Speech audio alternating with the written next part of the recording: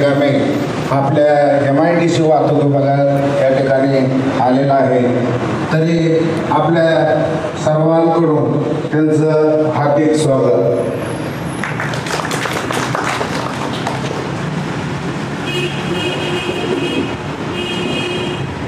तसेच आपले चौकीचे ओपणी साहेब त्यांचं पुष्प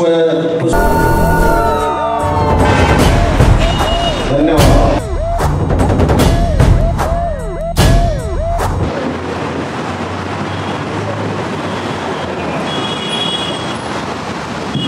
नमस्कार, मी सागर सम्मेळ. मी क्रिमिनल ॲडव्होकेट आहे आणि माझी बेसिक प्रॅक्टिस ही हायकोर्टची. तर 2023ला जे बिल अमेंड झालं त्याच्यात आपल्या इकडे 3 नवीन कायदे आले. ते कुठचे आले? पहिलं इंडियन पेनल कोड होतं, जे आपल्या ब्रिटिश काळापासून होतं, पण आता त्याचं काय झालं, भारतीय न्याय संहिता 2023. त्याच्यानंतर येतं जे कोड ऑफ क्रिमिनल प्रोसिजर. त्याच्याऐवजी आता जे आले ते आहे भारतीय न्याय सुरक्षा संहिता. आणि तिसरं म्हणजे इंडियन एव्हिडन्स ॲक्ट. त्याच्या जागी आता आलाय भारतीय साक्षर अधिनियम. आता पहिली गोष्ट म्हणजे त्याच्या आधी सांगायचं कोड ऑफ क्रिमिनल प्रोसिजरमध्ये ज्या प्रोसिजर होत्या त्याच्याप्रमाणे कायदे कसे चालवायचे त्याची पूर्ण प्रोसिजर होती. आता त्याच्यामध्ये ड्रास्टिक चेंजेस झाले म्हणजे काय? पहिली गोष्ट त्याच्यामध्ये तुमचे जे वेगवेगळे अरेस्ट वॉरंट म्हणजे जे अरेस्ट वॉरंट निघतात किंवा समजायला अरेस्ट करायचा असतो किंवा FIR कोणत्या सेक्शनमध्ये घ्यायची असते आधी असं होतं की आधीच्या कोड ऑफ क्रिमिनल प्रोसिजरमध्ये FIR फक्त उल्लेख होता, त्याच्यावरची डेफिनिशन नव्हती. पण आता आपल्या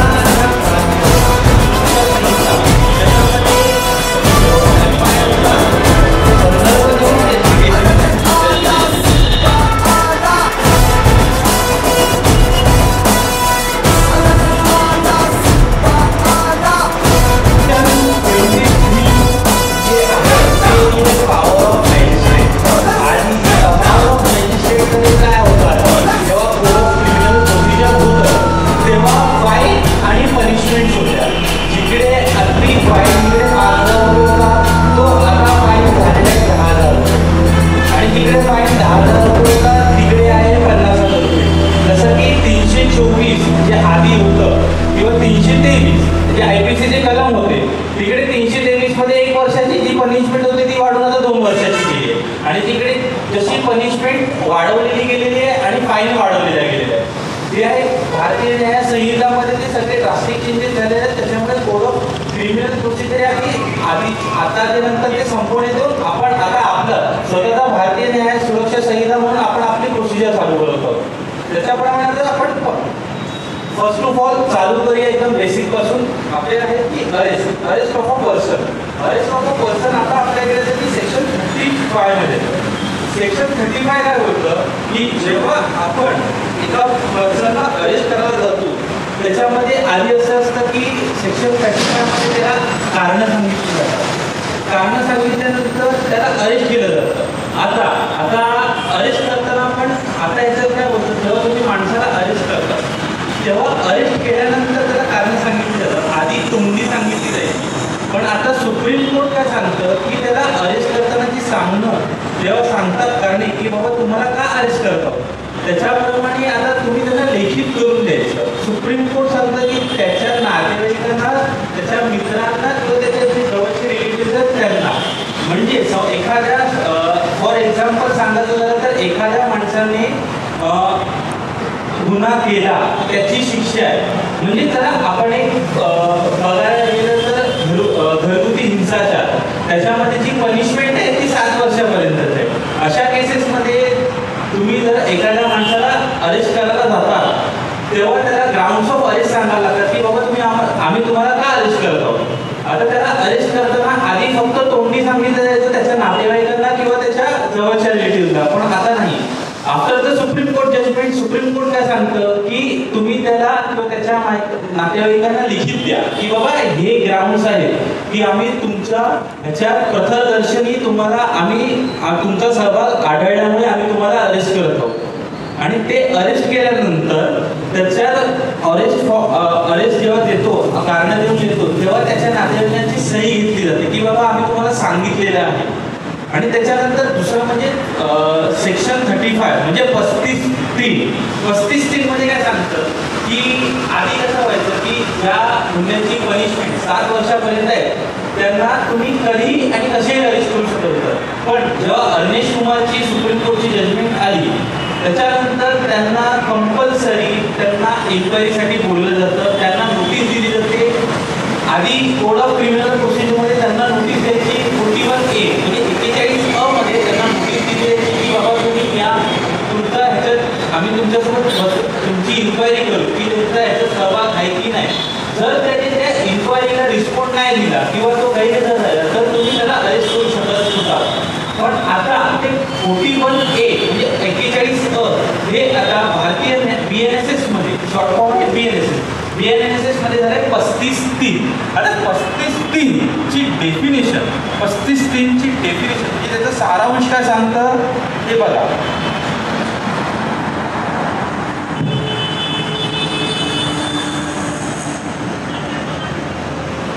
आता 35(3) काय बोलतं, वेन पोलीस ने अरेस्ट विदाउट अ वॉरंट म्हणजे पोलिसांकडे हक्क आहे त्याला विदाउट वॉरंट अरेस्ट करायचा.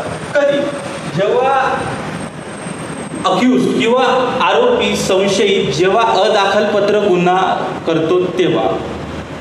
आता त्याच्यानंतर 35(3) मध्ये काय बोलतं की जेव्हा त्याची क्रेडिबिलिटी आहे की बाबा तो अक्यूज्ड आहे, त्याने क्राईम केलेला आहे, पण त्याची पनिशमेंट ही 7 इयर्सपर्यंत आहे. फक्त 7 वर्षापर्यंत अशा पनिशमेंटला तुम्ही त्याला एक समन्स देतात, एक नोटीस देतात 35(3) की बाबा तुझा या गुन्ह्यात एवढा आम्हाला तुझा सहभाग दिसत आहे तर तू पोलीस स्टेशनला आम्ही टाईम देतो, तारीख देतो, तेव्हा ये इन्क्वायरी करू, तू डॉक्युमेंट प्रोड्यूस कर. जर तुझा ह्याच्यात आढळला तर तुम्ही अरेस्ट करू शकतात. नाहीतर सुप्रीम कोर्ट बोलतं की जर तिकडे त्याची गरज नाही वाटली त्याला अरेस्ट करायची तर तुम्ही त्याला अरेस्ट करू नाही शकत. तेव्हा तुम्ही डायरेक्ट जेव्हा त्याच्यावर फायनल चार्जशीट पडते तेव्हा त्याला कोर्टात बोलून मग त्याच्यावर गुन्हा दाखल होऊन प्रॉपर त्याची इन्व्हेस्टिगेशन प्रॉपर त्याच्यावर ट्रायल चालू करू. तसेच आता code of superintendent of police आधी कसं होतं त्याच्यानंतर in case of an offence which is a punishable of imprisonment less than 3 years and such person inform is about 60 years of age. आधी असं यायचं की ज्या गुन्ह्यात जे एजेड पर्सन आहे म्हणजे ज्यांचं वय 60 किंवा 60पेक्षा जास्त आहे किंवा जी लहान मुलं आहेत जी 18 आणि 18पेक्षा कमी आहे त्यांना काय करायचे की ते 16+ जे असायचे ते अरेस्ट करू शकत होते. आणि आता काय झालं आहे की तुमच्या DSP साहेबांच्या विदाऊट परमिशन तुम्ही त्यांना अरेस्ट करू शकत नाही. कोणत्या गुन्ह्यात? जेव्हा त्यांचा जो सहभाग दिसला असेल तर त्यांना तुम्ही पोलीस स्टेशनला बोलवा, त्यांच्याकडनं इन्क्वायरी करून घ्या आणि त्याच्यानंतर तुम्ही त्यांना अरेस्ट असं करू शकत नाही. पण त्यांना जर त्यांचा प्रथमदर्शनी चांगला सहभाग असेल तर तुम्ही DSPला इन्फॉर्म होतात, बरोबर का साहेब? त्याच्यानंतर आता त्या DK सुप्रीम कोर्टची जी गाईडलाईन्स ते काय बोलतात की तुम्ही त्यांचा हक्क मारू शकत नाही अक्यूजचा जेव्हा तुम्ही त्यांना हँडकफ लावून घेऊन जातात तेव्हा. हे तुमचं जे कॉन्स्टिट्यूशन ऑफ इंडियाचा आर्टिकल 21 आणि 22 आहे त्याचे ते तुम्ही राईट्सचं उल्लंघन करता. असं काय बोलतात की DK बाजूची जजमेंट होते की तुम्ही त्यांना अरेस्ट करून जेव्हा तुम्ही कोर्टात घेऊन जातात तेव्हा तुम्ही त्यांना हँडकफिंग करू शकत नाही. पण जी सेक्शन 43 सबक्लॉज 3 आहे म्हणजे 43(3) काय बोलतं की तुम्ही अरेस्ट केल्यानंतर त्यांना हँडकफ करू शकतात. कोणत्या गुन्ह्यात? जसं की ते ग्रॅव्हिटी ऑफ द ऑफेन्स असतं ज्याची शिक्षा लाईफ इम्प्रिझनमेंट असते, डेथ पेनल्टी असते किंवा 10 वर्षाच्या वरती ज्यांची शिक्षा असते त्यांना हँडकफिंग करू शकतात. त्या प्रोसिजरमध्ये बिझी असतात त्याच्यामुळे तुम्ही त्यांना अरेस्ट फॉर्म तर प्रॉपर भरू शकत नाही. पण आता जी सुप्रीम कोर्ट असं बोलतं की तुम्ही अरेस्ट करून जेव्हा त्याला तुम्ही कोर्टात प्रोड्यूस करतात तेव्हा तो अरेस्ट फॉर्म तुम्ही प्रॉपर फिल केलेला असायला पाहिजे. म्हणजे त्याचं वय किती, त्याच्या कोणत्या नातेवाईकांना सांगितलंय की नाही तिकडे फॉलो करतात. हो नाही तुम्ही सांगितलंय की नाही किंवा त्याची कारणं काय. ती कधी कधी मी स्वतः डिफेन्स लॉयर आहे, पण आम्ही जेव्हा आम्ही चार्जशीट पूर्ण वाचतो किंवा हे वाचतो तेव्हा मी बघतो की पोलिसांकडनं त्रुटी आढळतात की बाबा ते अरेस्ट फॉर्मच झालेलं नसतो, तुम्ही त्याची कारणं ठरलेली नसतात की बाबा तुम्ही त्यांना अरेस्ट का केलं आहे, त्यांच्यावर गुन्हा कोणता आहे, गुन्ह्याचे सेक्शन पण त्याच्यात काही वेळेला नसतात. मग अशा वेळेला काय असतं की आरोपींना सुटण्याचे चान्सेस जास्त असतात का, कारण ते अरेस्ट फॉर्म भरलेले नाही. पण आता ह्याच्यात सुप्रीम कोर्ट काय सांगतं की जेव्हा न्यू BNSS आलेला आहे त्याच्यावर तुम्ही कसं असतं की बाबा नाही आता ह्यांना अरेस्ट करणं गरजेचं आहे, पण त्याच्यात त्रुटी आढळल्या तर तो माणूस ॲक्विटल होऊ शकतो, म्हणजे त्याला निर्दोष मुक्तता होऊ शकते. आता ते का, कारण ज्या छोट्या मोठ्या त्रुटी आढळतात तर त्या सुप्रीम कोर्टाने काय बोलले BNSS मध्ये त्या त्रुटी तुम्ही भरून काढा.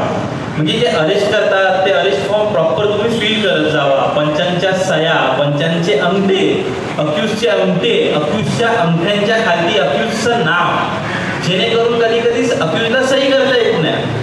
आता पोलिसांकडनं काही त्रुटी काय आढळते की बाबा ते डाव्या हाताचा अंगठा घेतात, पण त्याच्यात कधी कधी फिंगरप्रिंट एक्सपर्टचा जो रिपोर्ट पण नसतो. तर कसं सिद्ध करायचं, तर सिद्ध करण्यासाठी काय असतं की जर तुम्ही त्याच्या अक्यूजचा अंगठा आणि अक्यूजच्या अंगठ्याच्या खालती त्याचं नाव लिहिलं की बाबा आम्ही या अक्यूजचं नाव सो आहे, तर आम्ही त्यांचा डाव्या हाताचा अंगठा घेतलाय की उजव्या हाताचा अंगठा घेतलाय, मग त्याच्यातून क्लिअर होतं की बाबा नाही हाच आरोपी आहे. आता पुढचं रेकॉर्डिंग ऑफ द पंचनामा, सेक्शन 105 ऑफ द BNSS. आता सेक्शन 105 ऑफ द BNSS काय सांगतं की तुम्ही जेव्हा सिजनल पंचनामा करतात किंवा तुम्ही घटनास्थळ पंचनामा करतात तेव्हा काय होतं की आपण आयोग इन्व्हेस्टिगेशन ऑफिसर ते पंचनाम्यांना 2 पंच घेऊन जातात. आधी काय असायचं, पंचनामा घेऊन जातात जे हेड कॉन्स्टेबल आहेत किंवा कॉन्स्टेबल आहेत जे हाताने पंचनामा लिहायचे. अजून पण काही ठिकाणी डिस्ट्रिक्ट कोर्टात पंचनामा हाताने लिहून सबमिट होतात. मग त्याच्यात काय त्रुटी आढळतात की बाबा हा स्पॉट इकडेच आहे का, एवढ्या मीटरलाच आहे का, एवढ्यापासून एवढंच अंतर आहे का. मग त्याच्यात आता BNSS मध्ये त्यांनी काय केलंय, ऑडिओ व्हिडिओ रेकॉर्डिंग मध्ये काय होतं, जेव्हा तुम्ही पंचनाम्याला जाता, पंचनामा झाल्यानंतर किंवा पंचनामा होण्याच्या आधी तर आता काही आयोग किंवा इन्व्हेस्टिगेशन ऑफिसरना गाईडलाईन्स दिलेले आहेत की बाबा तुम्ही पंचनाम्याला जातात, जेव्हा पंचनामा समजा चालू केला 1 वाजता तेव्हा 1 वाजल्यापासून संपेपर्यंत तुम्ही त्याची व्हिडिओग्राफी करायची. व्हिडिओग्राफी केल्यानंतर तुम्ही त्याचे पण फोटो काढायचे. तुम्ही एवढी मोठी व्हिडिओग्राफी डोळ्यांचे शेल असतात ते तिकडे पडलेले आहेत तर त्याचा फोटो काढून तुम्ही ते पंचनाम्याला लावू शकता की बाबा असा पंचनामा झालेला आहे आणि त्या पंचनाम्यादरम्यान आम्हाला अशा गोष्टी माहिती भेटलेल्या आहेत. तर त्या कशा समजवणार की बाबा आता डिफेन्स ॲडव्होकेट ऑफकोर्स आम्ही काय विचारणार की बाबा ते तिकडे किती मीटर अंतरापासून आहे, ते तिकडेच आहे की नाही, तर रात्रीची वेळ होती की सकाळची वेळ होती, टाईम किती झालेला, असे खूप जे क्रॉस एक्झामिनेशन उलट तपासण्याच्या वेळेला एक प्रश्न निघतात जे टेक्निकल पॉईंटवर असतात. आता टेक्निकल पॉईंटवर कधी कधी इन्व्हेस्टिगेशन ऑफिसर तुमचा प्रश्न असतो तो मोबाईल पासून तुम्ही बाहेरून आणला म्हणून हा प्रश्न उद्भवला की नाही, बरोबर, तर त्याचं काय व्हॅल्युएशन आहे ते तुम्ही दाखवता. हो बरोबर. मग त्याचा तो IT इंजिनियर कसा काय असं IT इंजिनियर म्हणजे कसं नाही काय आम्ही विचारतो की सरकार तर देत नाही तो. नाही कसं असतं काय माहिती आहे तुम्हाला, IT इंजिनियर ज्याने इंजिनिअरिंग केली आहे, ज्याने पदवीधर शिक्षण घेतले त्याच्यात. आता मग त्याच्यात कसं असतं की बाबा त्याच्यात हॅश व्हॅल्यू असते सर्टिफिकेटवर, बरोबर आहे की नाही. कोणत्या थ्रू घेतलेलं आहे, म्हणजे आता समजा हा माझा मोबाईल आहे, हा माझा मोबाईल पोलिसांकडे जमा, तर पोलिसांनी काय केलं की ह्याच्या थ्रू ही इन्फॉर्मेशन ती कम्प्युटरमध्ये घेतली, कम्प्युटरमधून हार्ड डिस्क टाकली आणि हार्ड डिस्क तुला पेनड्राईव्हमध्ये टाकली. सर आता हार्डिंगचा रिकव्हरी करायला डिझाईनला मशीन आहे. हो याच्यात टेक्निकल गव्हर्नमेंटने दिलेले नाही. हो बरोबर आहे. तुम्ही सर्टिफिकेट कोणाचं मागणार, आम्ही नाही मागणार. आणि तुम्ही वकील असताना क्रॉस कोण करतो, वकील करतो. हो बरोबर. तुम्ही प्रश्न उद्भवतो तुम्ही. हो मग ते सर्टिफिकेट कोण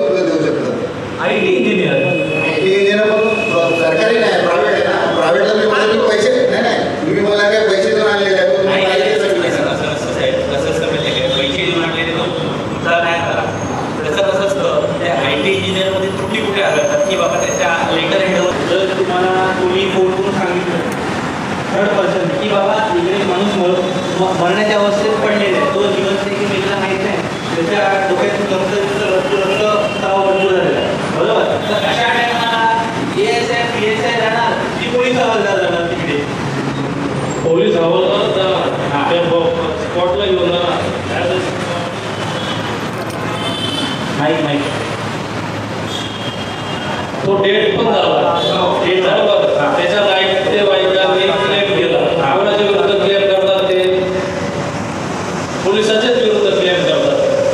साहेब असं आहे, या पहिले जर ती एखाद्या हॉटेलमध्ये झाली तर त्या रूमच्या हॉटेलच्या मालकाला किंवा पोलिसांना याच्यावर जर त्या नातेवाईकांनी क्लेम केली, आज कोर्टामध्ये वकील म्हणून तुम्ही ज्यावेळेस क्रॉस करता पोलिसांना, तर त्यावेळेस तुम्ही तेच प्रश्न विचारतात की तुम्ही तिथं हे होतात का, ते अधिकारी वागला होते का, त्यांनी तेव्हा पंचनामा केला का, व्हिडिओग्राफी केली का, बरोबर आहे.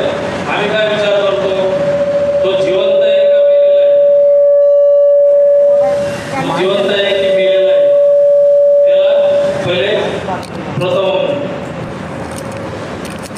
त्याला पहिले हॉस्पिटलला घेऊन जायचं, बरोबर आहे. तर तुम्हीच वकील लोक आम्हाला कोर्टामध्ये क्रॉस करतात, बरोबर आहे का? बरोबर. त्यावेळेस काय उत्तर द्यायचं ते सांगा. आता तुम्हाला उत्तर आपण सांगतो. आता एक आपली जे PSS आहे त्याच्यात प्रोसिजर सांगितली की बाबा ती प्रोसिजर कशी करायची. आता जर समजा तुम्ही स्पॉट पंचनामा करायला गेलात तसं तुम्ही सांगितलंय की बाबा तुम्हाला माहिती भेटली, जर तुम्ही त्या स्पॉटच्या जागी अवेलेबल असाल तर तुम्ही जाऊन तो स्पॉट बघा. जर तो माणूस तुम्हाला वाटतं की हा जिवंत गेलेला आहे ते माहीत नाही, तुम्ही काय करणार? ॲम्ब्युलन्सला फोन करणार, ॲम्ब्युलन्स येणार, तुम्ही घेऊन जाणार. त्याच्यानंतर तुम्ही काय करणार? स्पॉट पंचनामा करणार. स्पॉट पंचनामा करताना कायदेशीररित्या त्या जागी कोण लागतो? सब इन्स्पेक्टर आणि सब इन्स्पेक्टरच्या वरची पदवी असलेला माणूस पोलीस ऑफिसर लागतो, बरोबर. आता त्यावेळेला काय होतं, तुम्ही हाताने लिहायचं, आता नाही तसं. आता तुम्ही ऑडिओ व्हिडिओग्राफी करणं गरजेचं आहे. आता तुम्ही बॉडी समजा नेली, कुठे नेली? हॉस्पिटलमध्ये गेल्यानंतर तो समजला की तो मृत आहे, मग त्याच्यात तिकडे गेल्यानंतर तो इन्क्वेस्ट पंचनामा होतो आणि स्पॉटवर होतो तो स्पॉट पंचनामा होतो. आता रक्तस्राव झाला आहे, रक्तस्राव झाला आहे, त्याच्यातून तिकडे समजा जर त्याला मार जास्त लागला असेल किंवा टायर खाली आला असेल किंवा काही झालं असेल, गोळे लागला असेल तर बुलेट भेटतात, स्किन भेटते, अजून काही गोष्टी भेटतात. तर त्यावेळेला तिकडे तुम्हाला ते कसं जमा करायचं किंवा तुमच्याकडे काही साहित्य आहे की नाही हा क्रॉस एक्झामिनेशनचा प्रश्न येतो. पण जेव्हा तिकडे फॉरेन्सिक एक्सपर्ट असतील आणि जर त्यांनी ते जमा केलं तर तिकडे तुमचा तो प्रश्न येत नाही आणि तुमच्यावर क्लेम कसा येणार?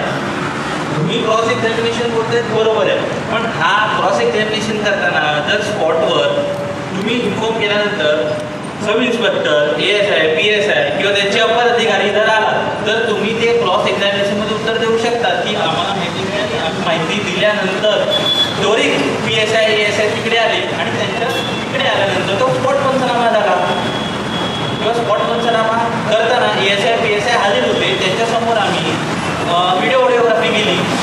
आता तुम्ही बोललात फॉर एक्झाम्पल तुम्हाला एक सांगतो, आमच्याकडे मॅटर आलेला भिवंडीला पोलिसांनी एक पोलीस ऑफिसर होता, तो आता सस्पेंडेड आहे आणि जेलमध्ये.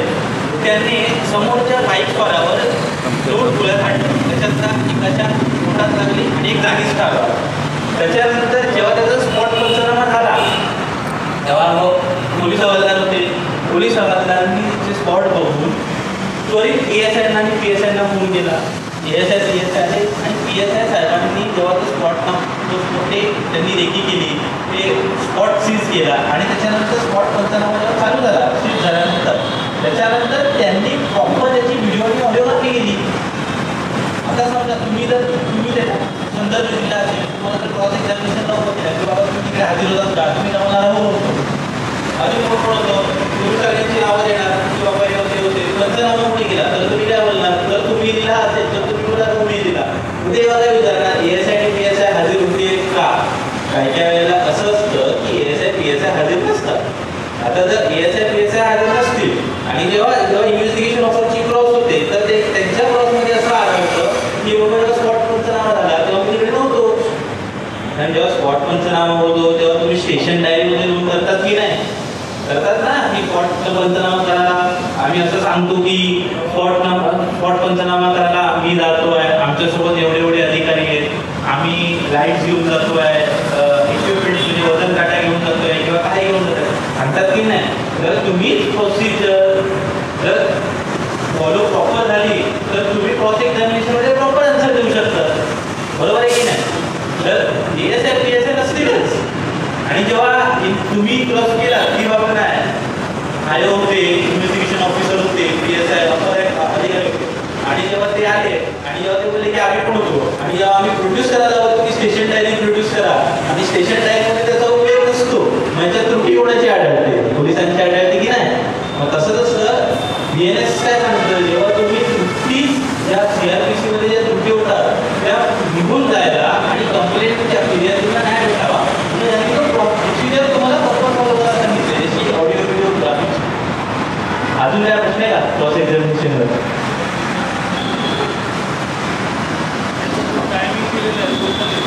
हो, टायमिंग पण असतं ना की 1 वाजल्यापासून एवढ्या वेळात टायमिंग झाला. आता पंचनामे तुम्ही पंचांना कसं बोललं, पंच कसे बोलले, समजने काढलं, फोन केलेला की कसं? हो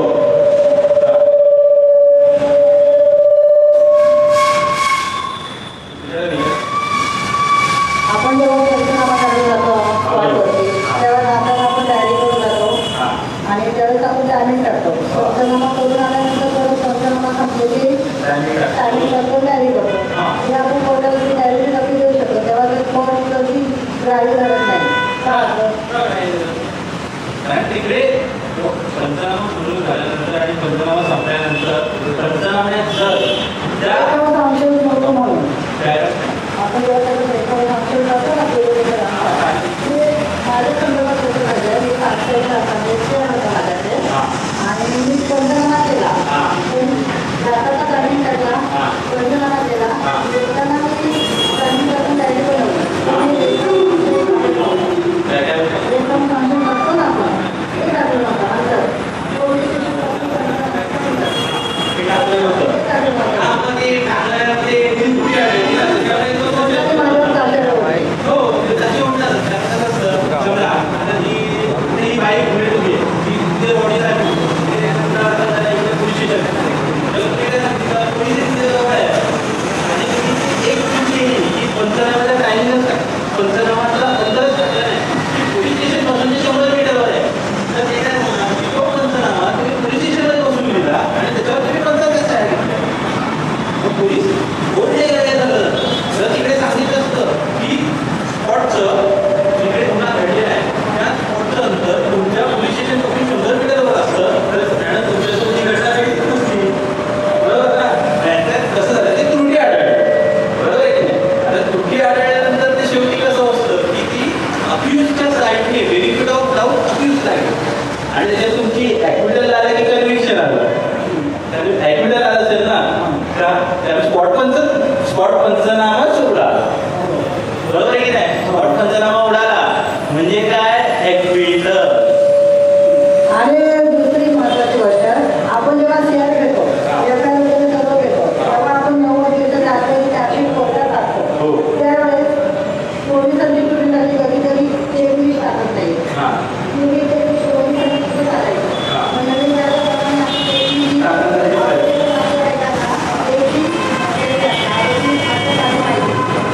नसल्यामुळे बऱ्याच ठिकाणी आपण नवीन प्रमाणे आवडी निर्देश केले आहे. चेकलिस्ट नसल्यामुळे चेकलिस्ट टाकणं गरजेचं आहे. आता मी तुम्हाला तेच सांगतो. आता सेक्शन 220 काय बोलतो supply to accuse of police under document. इथे काय बोलतात की पोलिसांनी अक्यूजला आणि कंप्लेंटला सुद्धा असं नाही की फक्त अक्यूजला अधिकार असायचं जेव्हा चार्जशीट पाहिलं आरोपीचा अधिकार होता की बाबा नाही चार्जशीट त्याला द्यायची. बरोबर. आता BNS हे सांगतं की जेव्हा तुम्ही आरोपीला देतात ना तेव्हा तुम्ही कंप्लेंटला पण द्या, फिर्यादीला पण द्या आणि जेव्हा तुम्ही काहीतरी डॉक्युमेंट सबमिट करताय ते सुद्धा तुम्हाला अक्यूजला द्यायला लागतात. जसं की अरेस्ट फॉर्म झाला, अरेस्ट पंचनामा झाला, 294 झालं म्हणजे काय विटनेस लिस्ट, तुमचे FSLचे रिपोर्ट जे पण काय तुम्ही 294 मध्ये लिहून सबमिट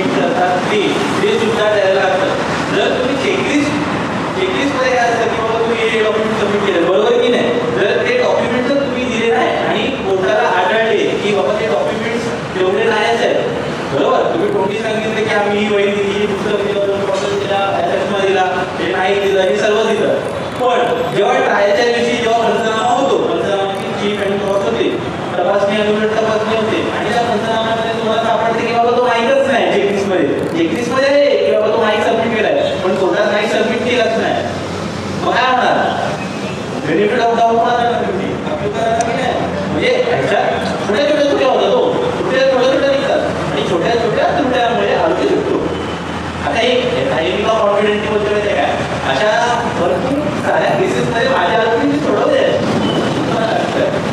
आता त्याचं कसं असतं, आधी ना कॉम्प्लिमेंट आहे ना, तुम्हाला माहित असेल कॉम्प्लिमेंटला तुम्ही FIR असते, FIR त्यामध्ये ती FIR ची FIR असते बरोबर. FIR मध्ये काय असायचं आधी की बाबा तुम्ही FIR ज्युरिडिक्शन लागतंय मेवाडी ज्युरिडिक्शन बरोबर. गुन्हा झाला MIDC ला,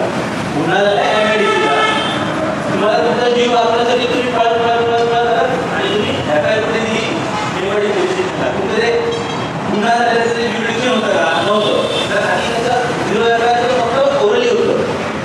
आता सेक्शन 173 1 मध्ये 173 मध्ये सांगितलंय की तुम्ही 0 FIR नोंद घेऊ शकता दुसऱ्या पोलीस स्टेशनमध्ये आणि नंतर तिकडनं तुम्ही वर्ग करू शकता ज्युरिडिक्शनमध्ये. म्हणजे गुन्हा झाला MIDC ला पाहिलं मेघवाडी पोलीस स्टेशनमध्ये, तर मेघवाडी पोलीस स्टेशनचे जे FIR नोंदणी करून घेणारे असतील सब इन्स्पेक्टर जे काय जे ॲज पर द प्रोसिजर जे कायद्यात असतात जे पोलीस ऑफिसर्स असतील त्यांनी ती FIR नोंद करून ती तक्रारद्वारे मग ती MIDC ला वर्ग करता येते. साहेबांचा काय प्रश्न आहे काय हसतायचं विचारला. कलम 206 केंद्रीय मोटर वाहन कायदा, गाडी थांबवून कागदपत्र चेक करणे. समजा आता माझा असा प्रश्न आहे, माझा अंमलदार मोटर नाट्याला तुझेला आहे आणि समोरून गाडी येते, त्यांना संशय वाटला म्हणून त्यांनी गाडी थांबवली आणि कागदपत्र चेक केले, तो अधिकार त्यांना आहे का? नाही आहे. लक्षात ठेवा, as per the motor vehicle act, as per the CRPC, as per the कोणत्याही मॅन्युअल त्याच्यामध्ये गॅझेटेड ऑफिसर आणि सब इन्स्पेक्टर किंवा सब इन्स्पेक्टरचे जे अप्पर लेवलचे जे ऑफिसर आहेत ते फक्त कायद्याप्रमाणे पेपर चेक करू शकतात, स्पॉट पंचनामा करू शकतात, आरोपीला अरेस्ट करू शकतात.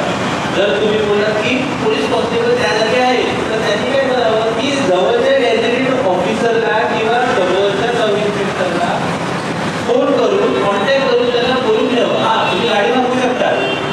तुम्हाला जर त्याला जर कायद्याची माहिती असेल तो बोला की बाबा मी नाही दाखवणार, तू तुझ्या सब इन्स्पेक्टरला बोल, तर तुम्ही त्या सब इन्स्पेक्टरला बोलवणं गरजेचं आहे. जर तुम्ही असे पेपर चेक केले आणि नंतर ती कोर्ट प्रोसिजरमध्ये गेली आणि क्रॉस एक्झामिनेशनमध्ये निघालं की बाबा सब इन्स्पेक्टरने चेकच नाही केलंय, पोलीस हवालदारने चेक केलं, मग ती केस कशी होणार? ती केस ना शेवटी आरोपीच्या साईडने जाणार. जसं की आता सांगायचं झालं म्हणजे जेव्हा ॲनिमल्सची तस्करी होते, आता कसं इकडनं समजा तुम्हाला माहिती मिळाली की ह्या पोलीस स्टेशनमधनं ह्या पोलीस स्टेशनची ॲनिमल्स लोकांना घेऊन जात आहेत, तुम्हाला माहिती मिळाली तिकडे पोलीस हवालदार जागेवर आहेत, त्यांनी गाडी थांबवली, त्यांनी चेक केली, त्यांनी पंचनामा केला, सर्व केलं, कोर्ट प्रोसिजरप्रमाणे मोटर व्हेकल ॲक्ट लावलं, IPCचे PNSचे कलम लावले, कोर्टमध्ये प्रोसिजर केली. तेव्हा तुम्हाला बोलवलं आणि तुम्हाला विचारलं बाबा पंचनामा कोणी केलेला किंवा पेपर्स कोणी चेक केलेले, तर तुम्ही उत्तर काय देता? मी चेक केले. तर ह्याच्यामध्ये बेनिफिट ऑफ डाऊट तर तो ऑफिसला, कारण ऑफिसच्या साईडने केस जाते शेवटी.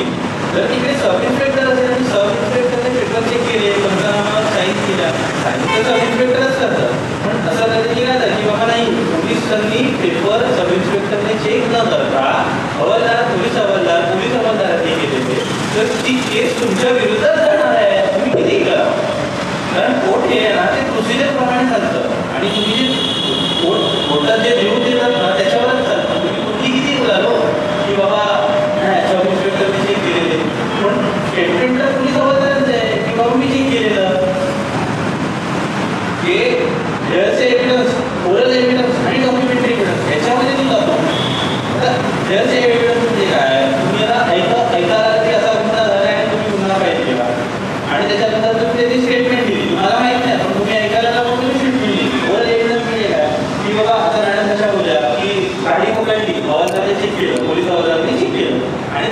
स्टेटमेंट दिली की बाबा नाही आणि मॅडम ती ओरली होत्या त्यांच्या स्टेटमेंटमध्ये किंवा त्यांच्या आलेल्या त्याच्यामध्ये असं पंचनाम्यामध्ये असं नाही आहे जेव्हा तो सिलर पंचनामा होतो त्याच्यामध्ये असं नाही आहे की बाबा सीज केलेलं पोलीस म्हणजे सब इन्स्पेक्टरने आणि पोलीस हवालदाराच्या स्टेटमेंटमध्ये असं आहे की नाही सब इन्स्पेक्टरने म्हणजे तिकडे कॉन्ट्राडिक्शन आणि ओमिशन निघतं आणि जेव्हा कॉन्ट्राडिक्शन आणि ओमिशन निघतं ना तेव्हा बेनिफिट ऑफ डाऊट हा शेवटी अर्थ जातं तो तुमच्यापर्यंत नाही ना असं होतं ना परवा दिवशी औरंगाबादला कन्नड पोलीस स्टेशनला एक एफआयआर झालाय. आपल्या एका अंमलदाराने एक महिला होती सोशल वर्कर गाडी थांबवून कागदपत्र चेक केले. तिने कागदपत्र दाखवले नाही. त्यांच्यात वाद झाल्यानंतर प्रकरण पोलीस स्टेशनला गेलं.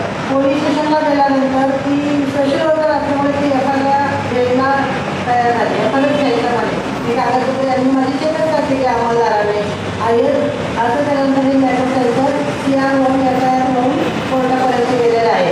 तो कोर्टाने ज्या अंमलदारांनी गाडी थांबवली त्या अंमलदाराला आजच्या पेपरला आलेल्या लोकसत्तेला 50,000 रुपयांच्या दंडाची शिक्षा दिलेली आहे. कलम 204 प्रमाणे अधिकार केंद्राने आपल्याला दिलेला आहे. पण तो कधी PSI अभाव किंवा त्यांचा फोन करून ते डायरेक्ट नमूद करायचं असतं की यांना आपण प्रमुख वाजता हे फोन करून फाईन मारण्याचं परमिशन घेतलं. आजच्या पेपरला आलेला आहे. शिक्षण बघा पंचनामा केला सर्व केलं जर कोर्ट येणार JC देणार बरोबर आहे की नाही ज्युडिशियल कस्टडीमध्ये पाठवणार ज्युडिशियल कस्टडीमध्ये पाठवल्यावर ॲडव्होकेट काय करतो तेव्हा तेव्हा बेल पाहिजे होतो आणि त्याचे आर्ग्युमेंट असते की सगळं रिकव्हर झालेलं आहे तुम्ही आम्हाला बेल द्या आणि त्याच्यावर जामिनावर सोडलं जातं 2 ते 4 दिवसात.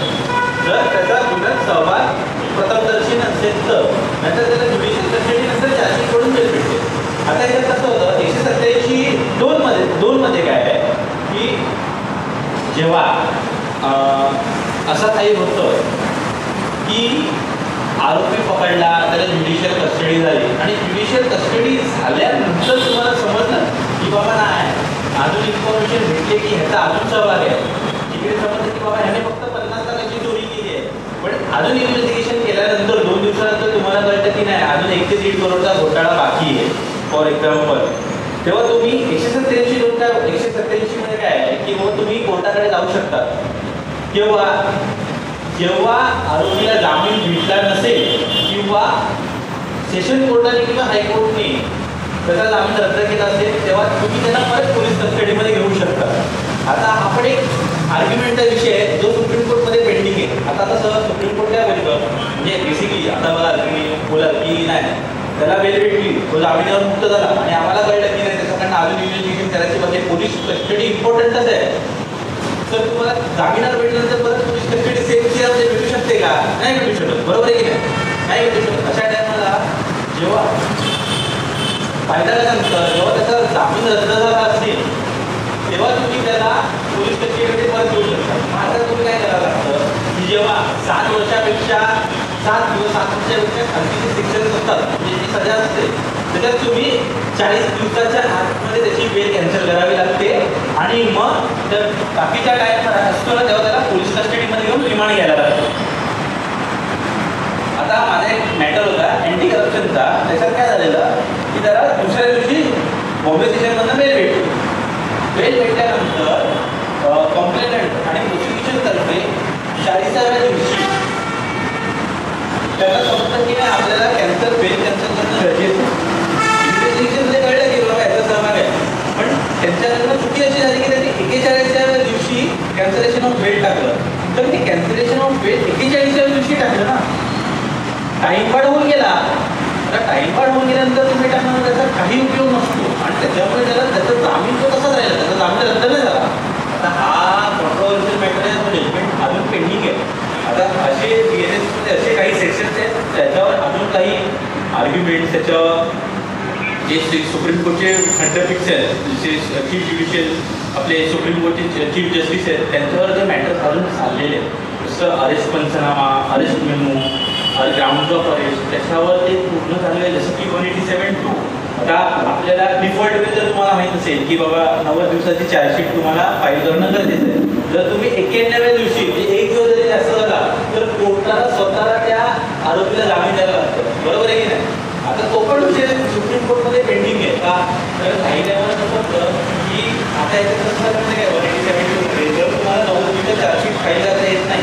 आणि जर तुम्हाला जसं की एनडीएस करप्शन एनसीओसी आहे UAP आहे त्याच्यामध्ये जर तुम्हाला 90% किंवा 180 चार्जशीट फाईल करायला जमत नाही अजून दुसरी बाकी आहे चार्जशीट आहे तर तुम्हाला कोर्टाला सांगायला लागतं कोर्टाची तयार तुम्ही घ्यायला लागते बाबा आम्हाला चार्जशीट फाईल करायला जमत नाही आहे तर तुम्ही आम्हाला परमिशन द्या एक्सटेन्शनची.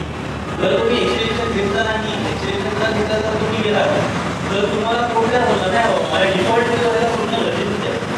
पण हा पण याची जजमेंट पण अजून सुप्रीम कोर्टात भेटली की डिफॉल्ट गरजेचा आहे की नाही देऊ शकतात की नाही.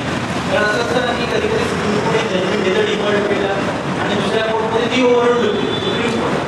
त्याच्यामुळे ते आता BNSCमध्ये 187 आधी 167 होतं आता त्याच्यामुळे ते पूर्ण पेंडिंग ह्याच्यावर जजमेंट काही ती कोणाच्या साईडने आरोपीच्या साईडने ती पोलिसांच्या साईडने पोलीस आता पोलीस असतात पण ते स्टेटला रिप्रेझेंट करतात.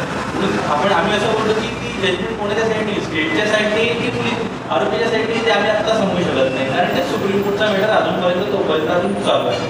आता पुढे सेक्शन 230 काय झालं सेक्शन 230 मध्ये असं आहे की बाबा तुम्हाला आरोपीला आणि विक्टिमला दोघांना पण तुम्ही तुमची चार्जशीटची कॉपी FIRची कॉपी लिस्ट ऑफ डॉक्युमेंट सगळं सबमिट करणं गरजेचं असतं.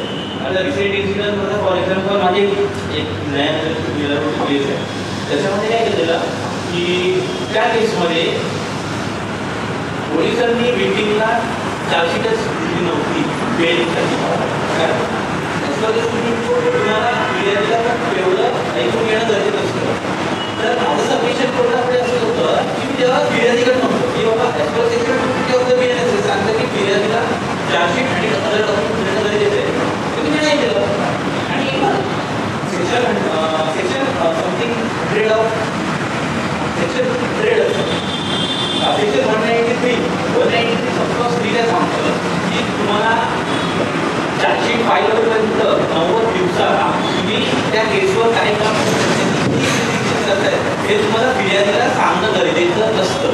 माझ्या त्या केसमध्ये काय झालेलं ना कंप्लेंट सेक्शन 193 झालेलं ना सेक्शन 230 झालेलं त्याच्यामुळे आम्ही ते कोर्टासमोर दाखवलं कोर्टात मग ते त्यांनी काय सांगितलं की तुम्ही सर्टिफाईड कॉपी अप्लाय करा पण त्याच्यानंतर आम्ही जेव्हा पिटिशन हायकोर्टमध्ये फाईल केली आणि ती कॉपी आम्ही जेव्हा सेशन कोर्टला दिली डिस्ट्रिक्ट कोर्टला हा मॅटर आहे ठाणे कोर्टला तेव्हा ठाणे कोर्टाच्या जे न्यायाधीश होते त्यांनी काय सांगितलं की तुम्हाला त्या रिप्रेझेंटेटिव्हची कॉपी बघून की हायकोर्टमध्ये मॅटर गेला आहे. आता हायकोर्टमध्ये ते करण्यापेक्षा त्यांनी अशी ऑर्डर दिली की बाबा तुम्हाला कंप्लेंटला आणि कंप्लेंटला 90 दिवस तुम्ही जी प्रोसिजर केली आहे त्याची पूर्ण डिटेलमध्ये माहिती द्या आणि तुम्ही जे काही डॉक्युमेंट सबमिट करणार म्हणजे मॅडम बोला चेकलिस्ट असून दे लिस्ट ऑफ डॉक्युमेंट असून दे लिस्ट ऑफ फिटनेस असून दे किंवा तुम्ही जे काही चार्जशीटमध्ये टाकलेले आहे ते प्रॉपर मग एक कॉपी ती तुम्हाला विक्टीमला सुद्धा देणं गरजेचं आहे.